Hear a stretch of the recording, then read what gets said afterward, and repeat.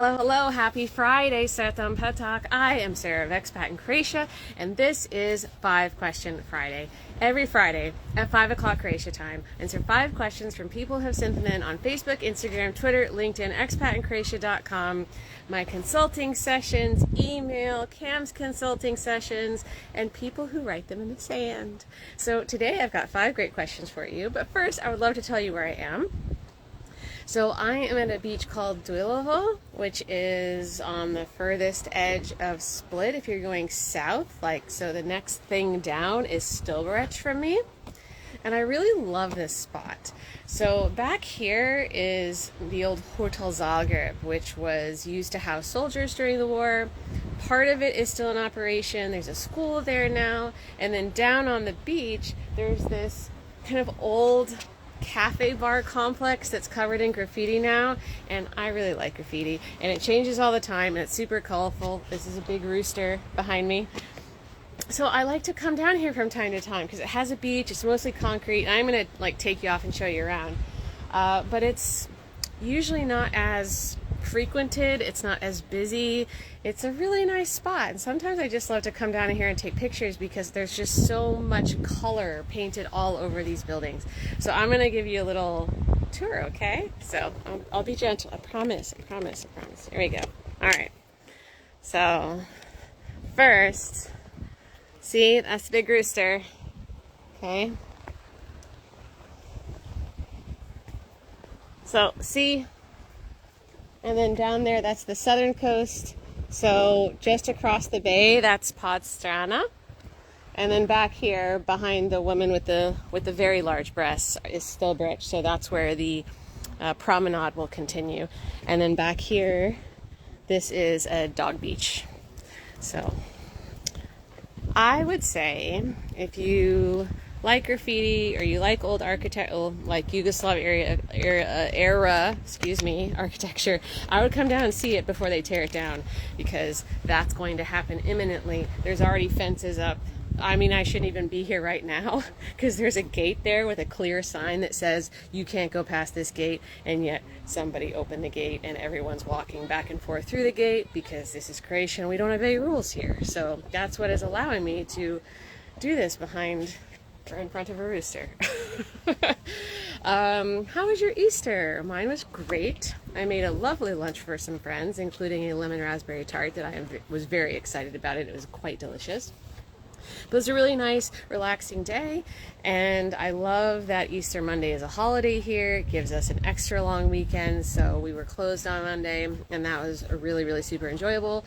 Yesterday, I was in Makarska all day. Makarska is a town about an hour south of Split, which is quite lovely. I don't know, I've been to Makarska I feel like 4 times in the last few months, but it's a really beautiful town. I went down there because our social media manager lives down there, and we spent the entire day making videos for you. So there will be lots of new videos filmed in Makarska for your viewing and entertainment pleasure in the coming weeks, so keep a lookout for those. And last thing I want to say is I get to go on vacation today.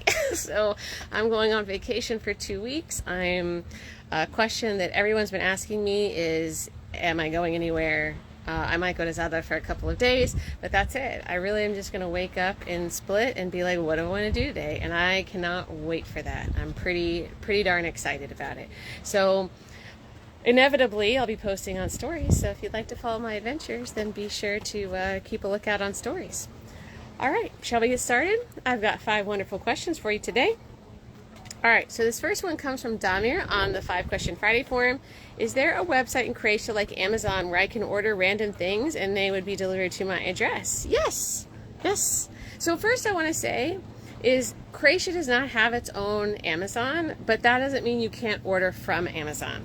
I don't recommend ordering from Amazon.com like the US version, because you're inevitably going to be charged customs fees, and that's not nice. You can order from Amazon Germany. That's where a lot of us commonly order because their website is in English as well as German. And they will ship to Croatia, although you can't use their Prime. But also, and this is a locals tip, Croatians often use Amazon France and Amazon Italy because they very commonly have cheaper prices on their products or lower cost of shipping than Amazon Germany. So food for thought. They don't have their sites automatically translated in English, but you can just use Chrome and translate it in your browser, so that's not that big of a deal. Now, that is the Amazon situation. But let me tell you a few of the sites in Croatia that are kind of like Amazon in the sense that you can buy a lot of different things there. So one is mall.hr, ekupi.hr, that's E-K-U-P-I, jeftinje.hr, which jeftinje means cheaper, and bazar.hr, B-A-Z-Z-A-R. If you'd like any of those, just send us a DM and we'll be happy to send that list to you. Okay, so you know what? I'm going to add a little extra something to this one. So a struggle that I had when I first came here is like I didn't know where to find things. And in some situations, I just assumed that it didn't exist, which was probably just laziness on my part, and I didn't know who to ask, and there weren't expat groups to ask people in.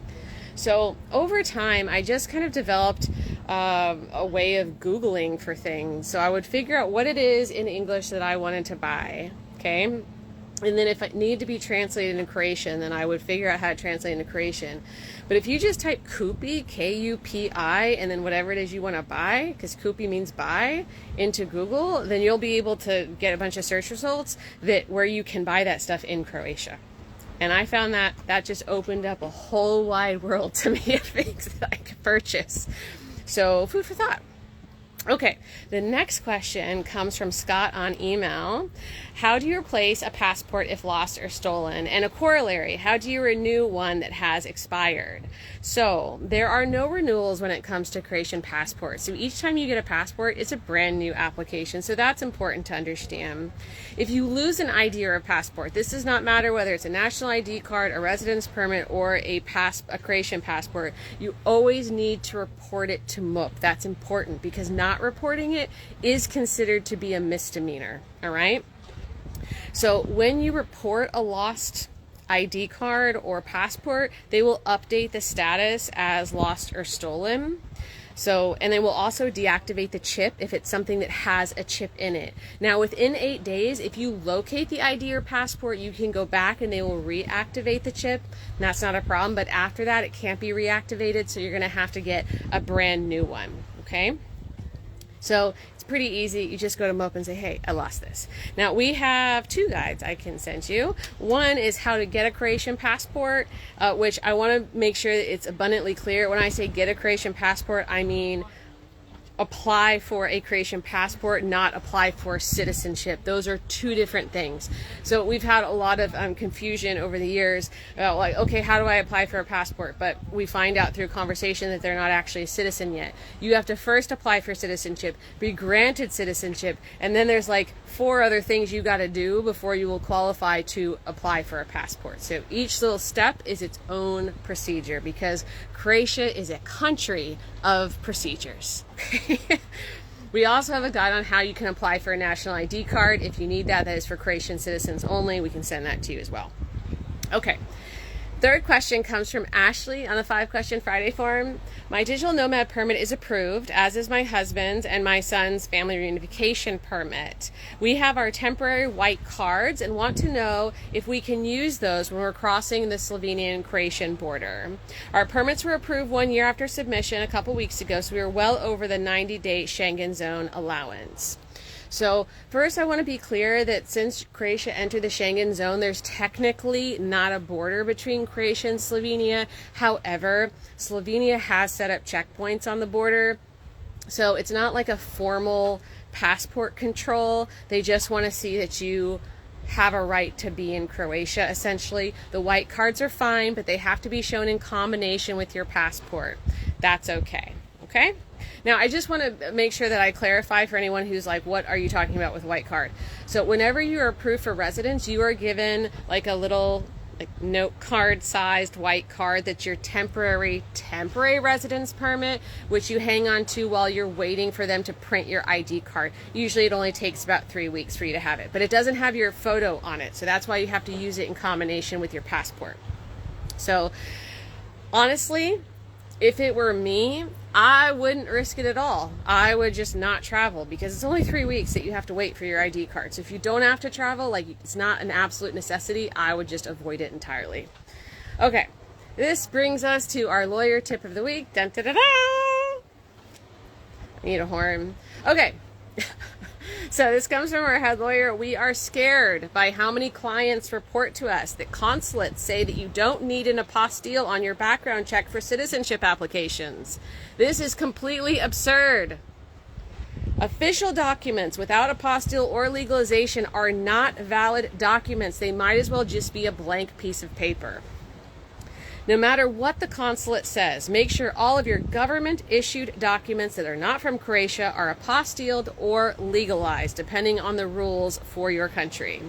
The mildest consequence of submitting a government document without apostille or legalization is that they will make you get it in the middle of the process, which will make everything take longer.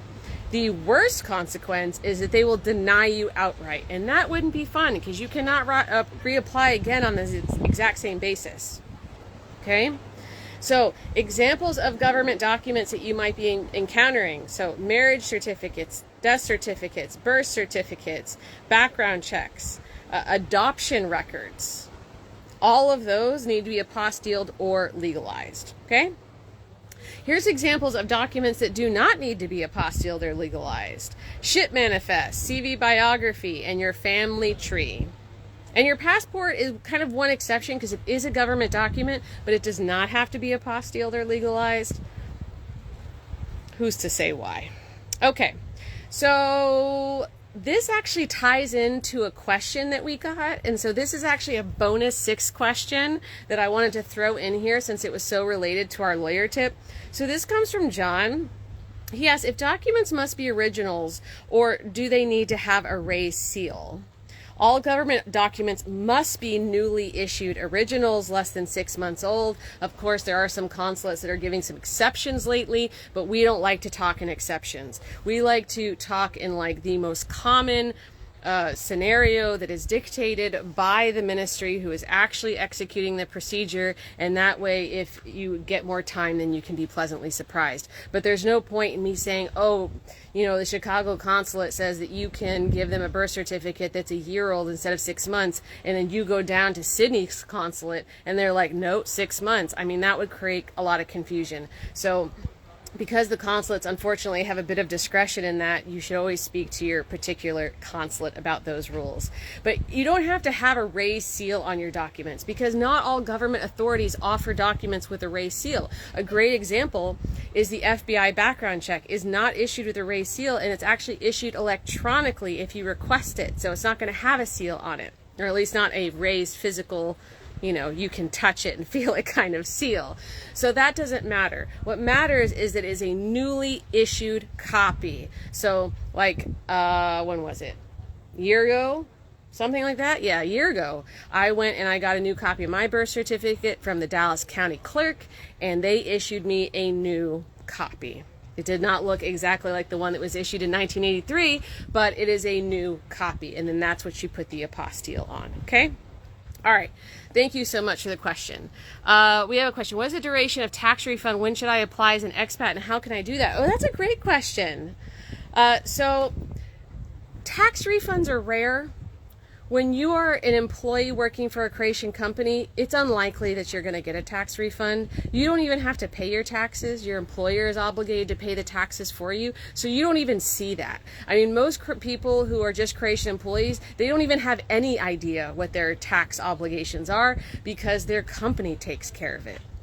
So the cases with a tax refund usually is if you have additional liabilities. It's something you have to go and speak to the tax office about. We do have a guide on the site on who may need a tax refund and how you can go about requesting that.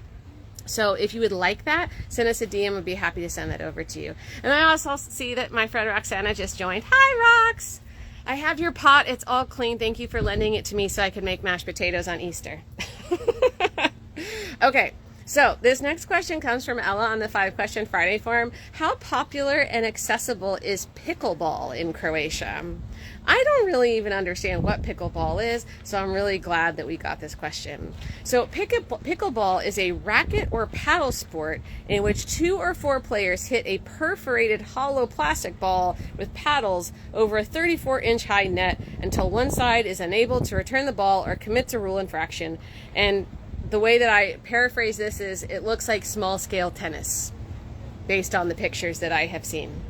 So pickleball does not have a translation into Croatian. It is literally called pickleball. It's just spelled differently. So P-I-K-L-B-O-L, like phonetically. It is not very popular in Croatia yet, but there are some courts where you can play pickleball. So I'm just going to quickly list these off so that you can see. So there are pickleball terrains. In Zagreb, there are 5 of them. Looks like a couple of them are at elementary schools. There's one in Milna on the island of Brač. There is one in Split. There is one in Slavonski Brod. And there's one in Veli Lošinj, which I'll be in Veli Lošinj in May. So if you would like the list of those pickleball courts, just send us a DM and we'll shoot them over to you. Okay. Oh, also, there is a pickleball-hrvatska.com address, too, so we can also send that to you if you want it.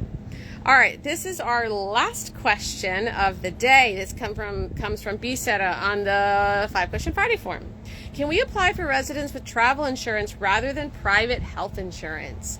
Yes. Yes. So travel insurance is private insurance, but private insurance is not necessarily travel insurance. So I just want to make sure that is clear. So you can definitely use travel insurance or any other kind of private insurance for the purposes of applying for residence. The only scenario where you don't have to show, now I'm questioning myself. I know if you're on a work permit, you definitely don't have to show health insurance because you are showing your work contract. And as a worker in Croatia, working for a Croatian company, your Croatian company is obligated to provide you with health insurance. So that's why you don't have to provide it in that scenario. But there is one other scenario, and yes, you know what? I think I am right about this. When Croatian diaspora who do not have citizenship apply for residence based on humanitarian reasons, they do not have to show that they have health insurance. They just have to show the background check. They don't have to show funds either. It's a very low barrier to residence, that basis. So that's it. Now, if you want to get health insurance in Croatia, oh yeah, I forgot. I actually had a second question here because they were so similar. So the other side of this was from Ilyas, and Ilyas asked, is there a Croatian private health insurance company that can be used for the temporary residence application? Yeah, definitely. So you can get your private health insurance or travel insurance from a Croatian company or a foreign company. It does not matter which one you use. And yes, there are Croatian companies that can provide you travel insurance. So the 3 most reputable ones that we recommend are Grawe, Wiener, and Croatia Osiguranje. Osiguranje means insurance. So we're happy to send you that list of them if you like. So just let us know. So that's it, guys. Thank you so much for joining me here on 5 Question Friday on a super sunny day. It's actually a little warm. I think I might actually have to take my coat off to walk back to the car. But I appreciate you being out here in the sun with me in Duilovo. So I will be here next Friday.